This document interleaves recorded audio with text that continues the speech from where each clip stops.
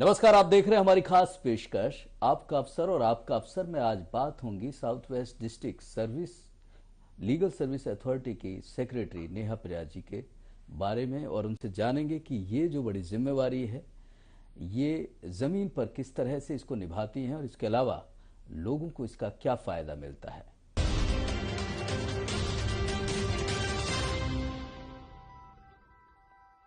Ma'am, स्वागत है आपका।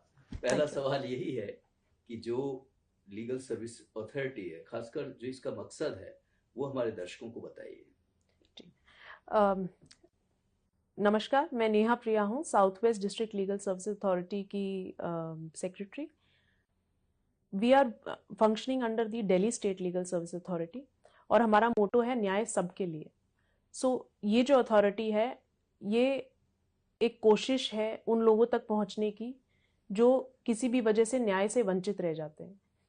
तो हमारी कोशिश ये रहती है कि न्याय को हर एक के द्वार तक ले जाया जाए और हर एक कोई भी व्यक्ति जिसे जो किसी भी वजह से अदालतों तक नहीं पहुंच पा रहा है या अपने राइट्स को एनफोर्स नहीं करा पा रहा है, हम उसकी मदद करें ताकि वो पैसे के अभाव की वजह से या जानकारी के अभाव की वजह से न्याय से वंचित ना रहे। हमारा we are following this motto, access to justice for all, न्याय सबके लिए।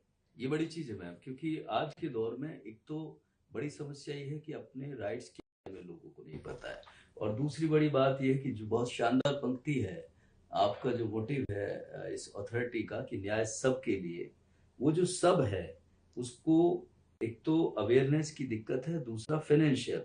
वो सोचता है कि वकीलों के जो फीस हैं वो कैसे दे पाएगा, तो वो कहीं ना कहीं न्याय से दूर रह जाता है। यकीनी तौर पे एक बड़ा प्रयास है, लेकिन सवाल ये है कि मैम उस तक आप लोग कैसे पहुंचते हैं और वो आप तक कैसे पहुंचते हैं जिनको जरूरत है न्याय की और आपकी लीगल सर्विसेज की। जी, देखिए, ये दो तरह से किया जाता है। हम लोग गांव-गांव जाते हैं और प्रचार करते हैं अपनी अथॉरिटी के बारे में। घर-घर जाके हमारे जो पैरालीगल वॉलंटियर्स हैं, जो लीगल एड काउंसल्स हमारे पैनल पे हैं, वो जाते हैं, कैंप्स लगाते हैं, लोगों को बताते हैं कि डिस्ट्रिक्ट लीगल सर्विसेज अथॉरिटी नाम की एक संस्थान है जो आपके लिए ही है, जो लोगों के लिए ही है, और वहां आके वो मुफ्त में कानूनी सहायता प्राप्त कर सकते हैं। तो यदि कोई व्यक्ति, कोई महिला है या कोई बच्चा है, वे मुफ्त में कानूनी सहायता के हकदार हैं। या फिर कोई व्यक्ति है जिसकी आर्थिक आय 3 लाख रुपए सालाना से कम है, वह भी मुफ्त में कानूनी सहायता प्राप्त करने का अधिकारी है। तो हम जाके जागरूकता समाज में फैलाते हैं। हमने पीछे पेपर्स में पैम्फलेट्स निकाले थे अपनी अथॉरिटी को के बारे में बताते हुए। हमारा जो फ्री हेल्पलाइन नंबर है 1516, उसके बारे में जानकारी फैलाई थी। दिवाली के समय में हमने सब्जी मंडी में पोस्टर्स लगे, हमारी कानूनी समस्याओं का समाधान हो सकेगा। तो और हम जगह जगह मेगा लीगल एड कैंप्स लगाते हैं, जो आधार कार्ड बनवाते हैं लोगों का, वोटर आईडी बनवाते हैं, ब्लड डोनेशन कैंप्स लगवाते हैं, जहां लोग आते हैं और फिर हम उन्हें इस बारे में भी जानकारी देते हैं कि ये DLSA नाम की एक अथॉरिटी है जहाँ पे आप आ सकते हैं, आपकी कोई भी कानूनी समस्या है उसको आप सॉल्व करा सकते हैं। तो कोशिश हमारी ये रहती है कि ज़्यादा से ज़्यादा लोगों तक पहुँचा जाए और ज़्यादा से ज़्यादा लोगों को इस बारे में जानकारी दी जाए कि किसी भी समस्या के लिए, कानूनी समस्या के लिए वो हमारे ऑफिस तक आ सकते हैं। पीछे हमने ई-रिक्शाज में के पीछे पोस्टर्स लगवा के और उन्हें जो द्वारका के रिमोट से रिमोट विलेजेस हैं वहाँ तक भेजा था। हमने रैलीज निकाली थी, हमने एंटी ड्रग रैली करी थी, हमने एक बहुत बड़ी साइकिल रैली करी थी जो honourable mister justice Vipin Sanghi ji के द्वारा फ्लैग ऑफ की गई थी। उस रैली में हमने सब पिछड़े हुए वर्ग, physically handicapped, acid attack victims, transgenders, लोगों ने व्हील चेयर पे रैली थी, जजेस ने साथ में साइकिल पे रैली करी थी, और बहुत बड़ी रैली निकाल के हमने यह प्रचार किया था कि हमारे अथॉरिटी के पास आएँ और यहाँ से मुफ्त में कानूनी सहायता प्राप्त करें। तो हमारी अथॉरिटी जो भी ऐसे वर्ग हैं जो आर्थिक रूप से सक्षम नहीं हैं, उनको एकजुट करके उनके साथ खड़ी होके और उनको इस बारे में जानकारी देती है कि हमारे ऑफिस पे आइए और मुफ्त में कानूनी सहायता प्राप्त कीजिए। और ऐसा नहीं है कि हम इस चीज को प्रमोट करते हैं कि आप वहां भी केस फाइल कर दीजिए जहां केस फाइल नहीं होना चाहिए। तो हमारा एक मेन फोकस काउंसलिंग की तरफ भी रहता है। तो अगर हमारे फ्रंट ऑफिस पे कोई आता है अपनी समस्या लेके, कोई महिला आती है, या हमारे पैरालीगल वॉलंटियर्स से मतलब मैं आपको समझा दूं, ये हमारे लॉ स्टूडेंट्स होते हैं, जी ये महिला पंचायत की महिलाएं होती हैं। जो भी कोई पीएलबी ट्रेनिंग हमारे यहाँ लेता है वो हमारा पैरालीगल वॉलंटियर होता है। They are our eyes and ears. उनके थ्रू हमें ये पता चलता है कि सोसाइटी में कहाँ कोई समस्या है, कहाँ ऐसे लोग हैं जिनको हमारी ज़रूरत है। तो या तो वो उनको हम तक पहुंचा देते हैं या हम उन तक पहुंच जाते हैं। हमारे एडवोकेट्स खुद उनके पास पहुंच के और उनकी समस्या नोट करके और उन्हें बताते हैं हमारा फ्रंट ऑफिस किधर है या उनकी समस्या का क्या समाधान है। तो हम लोगों को हमारे ऑफिस तक बुलाते हैं, उनकी काउंसलिंग करते हैं। जो मसला आपसी काउंसलिंग से सॉल्व हो जाता है हम वैसे उसे सॉल्व करा देते हैं, वरना हम उन्हें लीगल एडवाइस प्रोवाइड करते हैं फ्री में। एक सरकारी वकील फ्री ऑफ कॉस्ट उनके लिए एक वकील साहब नियुक्त किए जाते हैं, जिनकी फीस डीएलएसए पे करता है। और जो क्लाइंट होता है, जो बेनिफिशियरी है, जो पीड़ित है, उसको कोई लीगल फीस पे नहीं करनी होती, ना केस ड्राफ्ट होने के लिए, ना केस फाइल होने के लिए। शुरू से लेके जजमेंट की स्टेज तक, अपील की स्टेज तक पूरा खर्चा डीएलएसए उठाती है। ये तो बड़ी चीज बताई है आपने। निश्चित रूप से आज के दौर में ये बहुत जरूरत है। जिस तरह से मामले, अगर मामलों की बात करें, प्रॉब्लम्स की बात करें, तो किस तरह के लोग आते हैं, कितने लोग आते हैं, अगर एक महीने का आंकड़ा हम निकालें, ताकि जिससे ये अंदाजा हो जाता है कि लोगों में अवेयरनेस है, जो आपकी संस्था है उसे लेके जानकारी है कि लोग वहाँ मदद ले सकते हैं बगैर किसी इस डर से कि भाई उसकी फाइनेंशियल दिक्कतें हैं या दूसरी दिक्कतें। देखिए, इससे पहले मैं आपका एक क्वेश्चन का जवाब दूं, I first want to tell you कि जो we are working on 2 levels. एक तो हम फ्री में कानूनी सहायता उपलब्ध करा रहे हैं, दूसरा हम उससे भी पहले लोगों को इस बात की जानकारी दे रहे हैं कि उनके कोई अधिकार हैं। क्योंकि अगर अधिकारों के बारे में जानकारी ही नहीं होगी तो उसको इन्फोर्स कराने कौन आएगा। बिल्कुल ठीक बात। तो first step is to make people aware कि आपके कुछ कानूनी अधिकार हैं। अगर कोई महिला है, हम महिला पंचायतों में जाके, सहेली समन्वय केंद्रों में जाके, हर रोज हमारी वहाँ हेल्प डेस्क लगती है, हम लोगों को ये बताते हैं कि ये घरेलू हिंसा की प्रॉब्लम है, और अगर यदि आपके साथ ऐसा हो रहा है तो ये आपके साथ गलत हो रहा है। क्योंकि आम रूप से महिलाएं ये स्वीकार कर लेती हैं कि ये हिस्सा है उनकी किसी जिंदगी का। हाँ, उनकी जिंदगी का ये एक हिस्सा है। तो पहली बात तो ये जानकारी होना जरूरी है कि ये कानूनी तौर पर सही नहीं है। अगर आपके साथ दुर्व्यवहार हो रहा है तो ये गलत हो रहा है। दूसरा स्टेप ये है कि ये दुर्व्यवहार आपके साथ हो रहा है, गलत हो रहा है, तो इसके खिलाफ आप आवाज उठा सकती हैं और आपको उठानी चाहिए। और तीसरा ये है कि ये आवाज उठाने के लिए डीएलएसए है जो आपके साथ खड़ा है।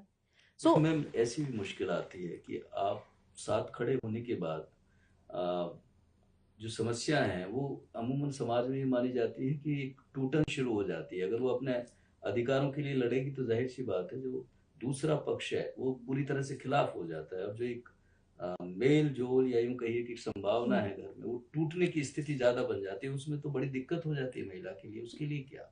देखिए, महिलाओं के लिए आप बिल्कुल सही कह रहे हैं। अनफॉर्चुनेटली आप ने जो स्थिति सामने रखी है हमारी सोसाइटी में, ऐसा ही है। जहां महिलाएं आवाज उठाना शुरू करती हैं वहां पे परिवार टूटने शुरू हो जाते हैं। लेकिन इसलिए मैंने आपसे कहा, हमारा फर्स्ट स्टेप रहता है काउंसलिंग। और हम ये कोशिश करते हैं कि अगर आपसी बातचीत से ही मसला हल हो जाए तो आगे बढ़ने की जरूरत ही ना पड़े। और ऐसा होता भी है। कई सारे केसेस हमारे फ्रंट ऑफिस पे ही एक काउंसलर मौजूद रहती है जो महिलाओं को से बात करती हैं, उनके परिवार वालों से बात करती हैं, उन्हें इस बात का एहसास दिलाती हैं कि जो ये हो रहा है सही नहीं है और इसके क्या रिपरकशंस हो सकते हैं।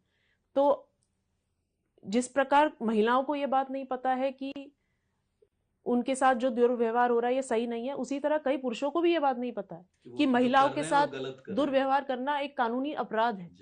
तो कुछ लोगों को ये बात पता पड़ने भर से ही प्रॉब्लम सॉल्व हो जाती है, क्योंकि उन्हें अब ये समझ आ जाता है कि this is not legally permissible.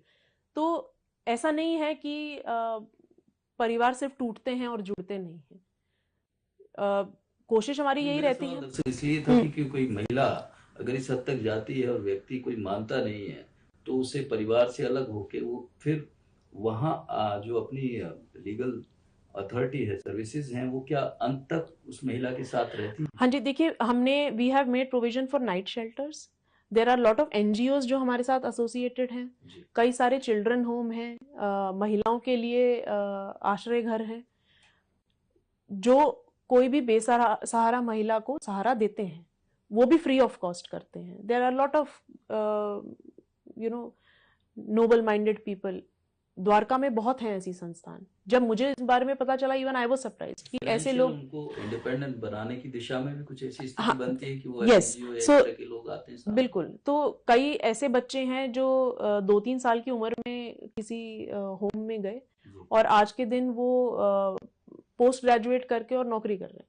तो ऐसे भी संस्थान है जो शुरू से आखिर तक उनको, जब तक वो इंडिपेंडेंट नहीं हो जाते, उनको अपने साथ रखती हैं। तो डीएलएसए किसी को बेसहारा नहीं छोड़ता है।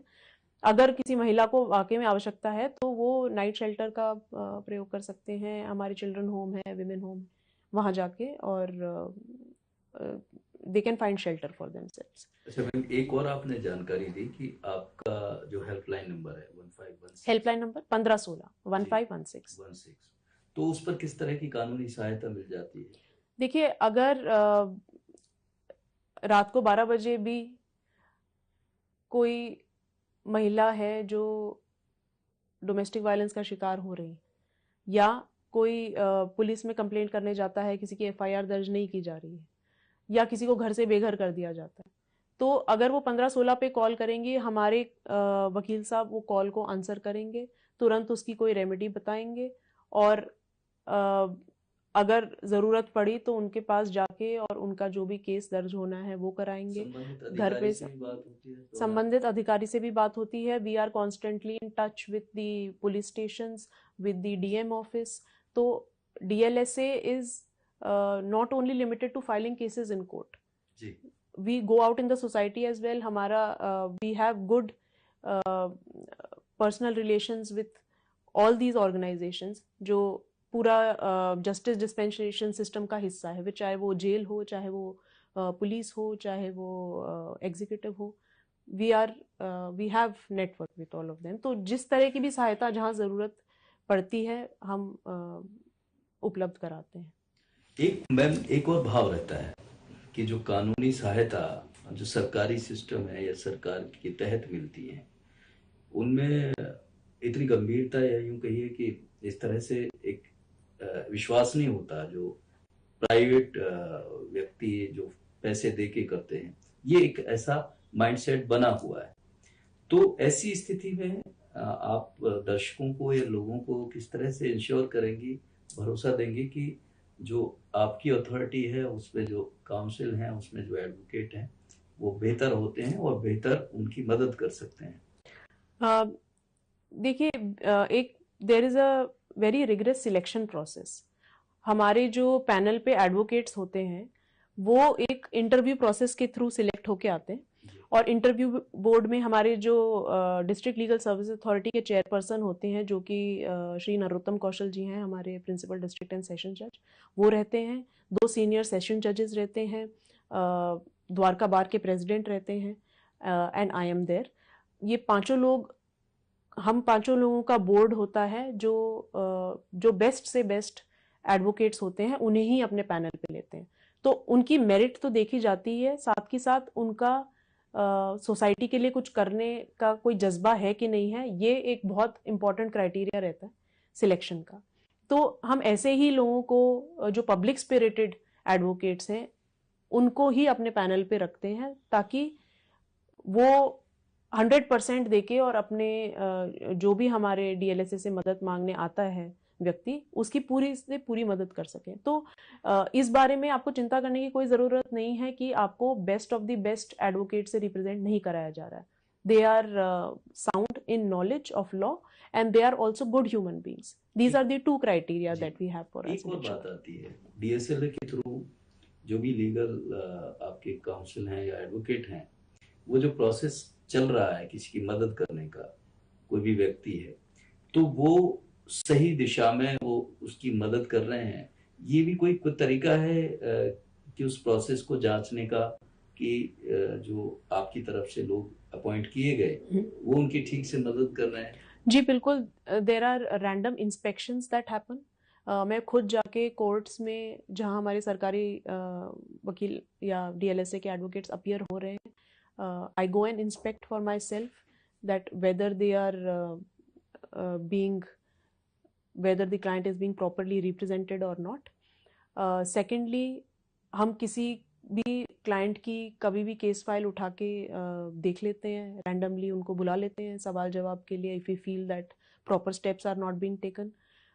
हमारे पास ऑनरेबल कोर्ट से भी कई बार either a word of appreciation or some remark if we get from the honorable courts, then that is another way in which we get to know that whether the councils are properly functioning or not. But mota moti taur pe we don't receive any such complaints, and because our councils have been selected through a proper procedure and through proper interview process, so very rarely do we get any complaints or any allegations against the councils. नहीं, तो इस तरह की शिकायतें या इस तरह की बातें आ जाती हैं जो व्यक्ति, क्योंकि निःशुल्क ये सेवा है सरकार की तरफ से, तो इस तरह की बात आ जाती है कि उनको इन्फ्लुएंस किया जा सकता है, उनको तोड़ा जा सकता है। उस व्यक्ति जो आपके थ्रू गया है वो इतनी मजबूती से अपना पक्ष नहीं रख रहा है, तो इस तरह की स्थिति, इसलिए मैंने सवाल किया कि ये किस तरह से इंश्योर करते हैं कि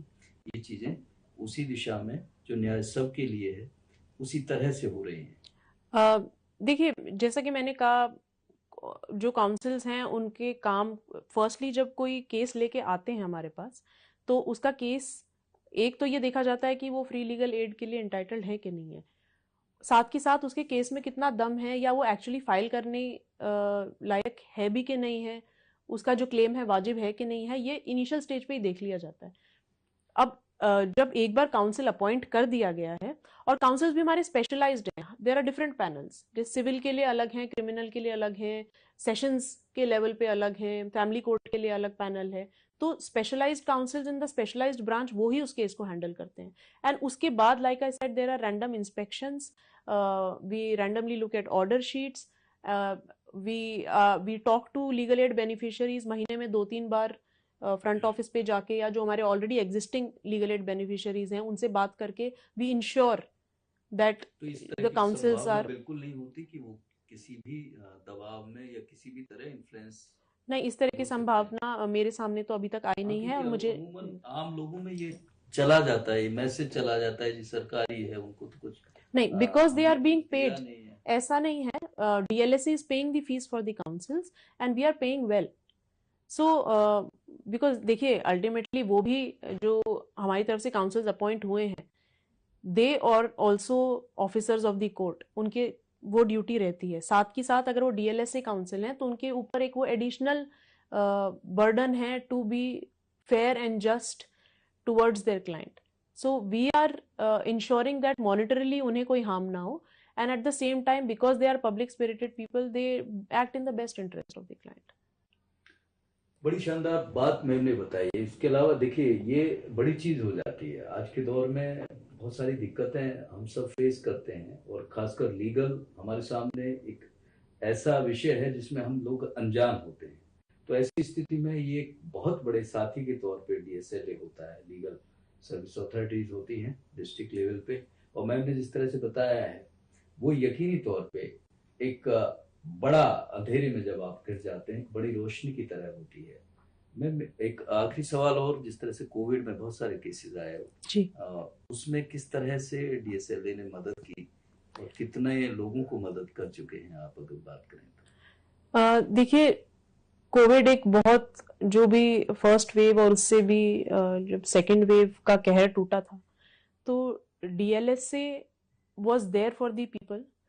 हमने जगह जगह कैंप्स लगा के लोगों को, हमने ब्लड डोनेशन कैंप्स लगाए थे, sanitisers, mask distribution, awareness about क्या सही है क्या गलत है, सोशल डिस्टेंसिंग को फॉलो करना, ये सब हमारे जितने भी प्रोग्राम्स थे हमने ऑनलाइन जाके वो किए instead of physically doing it. और अब जो कोविड मुआवजा है उसे प्राप्त कराने में हम लोगों की पूरी पूरी मदद कर रहे हैं, उनको उनके डॉक्यूमेंट्स देखने से लेके उनकी ऑनलाइन एप्लीकेशन फाइल करने तक, और डीएम ऑफिस से फॉलो अप करके उनके अकाउंट में कॉम्पनसेशन पहुंचा कि नहीं पहुंचा, यहाँ तक हमने इंश्योर किया है कि कोविड की वजह से अनफॉर्चुनेटली जितने भी जो माइग्रेंट लेबरर्स थे उनके रहने का नाइट शेल्टर्स वगैरह में इंतज़ाम कराया, उन्हें मुफ्त में राशन बंटवाया। हर पॉसिबल तरह से हमने कोशिश ये की थी कि कोविड की वजह से जो भी अनफॉर्चुनेटली लोगों को झेलना पड़ा है उसका दर्द हम कुछ कम कर सकें. So right now we are focusing on COVID compensation, and I will also request by the medium of your channel कि अगर कोविड से रिलेटेड कोई भी किसी को समस्या हो कॉम्पनसेशन प्राप्त करने में, तो again they can approach the office of south west DLS से, एंड वी विल इंश्योर कि कॉम्पनसेशन फाइल की जाए और आपको जो कोविड कॉम्पनसेशन है वो मिले. Even otherwise I would like to request कि किसी भी तरह की कानूनी समस्या, कोई भी प्रॉब्लम अगर आप फेस कर रहे हो, अगर आप ये ना जान पा रहे हो कि आपको कहाँ जाना है, so simply dial our helpline number 1516 24/7. ये अवेलेबल है and we are there to help you. बेहद शुक्रिया मैम, थैंक यू. और अच्छा लगा. तो दर्शकों, आपके लिए एक बड़ी चीज है ये, जिस तरह से 1516 तो है ही आपके साथ 24 घंटे, आप कभी भी डायल कर सकते हैं और किसी भी तरह की कानूनी सहायता ले सकते हैं. इसके अलावा मैंने एक बड़ी चीज बताई है कि ये जो न्याय जो प्रक्रिया है, जो सबके लिए न्याय की बात है, वो बगैर किसी फाइनेंशियल दिक्कत के या दूसरे और कोई दबाव है उनमें रहने की आपको जरूरत नहीं है. ये डीएसएलए जो अथॉरिटीज हैं ये आपके साथ हैं, हमेशा साथ हैं, और 1516 का प्रयोग करें जब इस तरह की जरूरत हो. बहुत शुक्रिया ma'am, thank you so much. और फिलहाल इस खास पेशकश में इतना ही, फिर मुलाकात होगी. नमस्कार.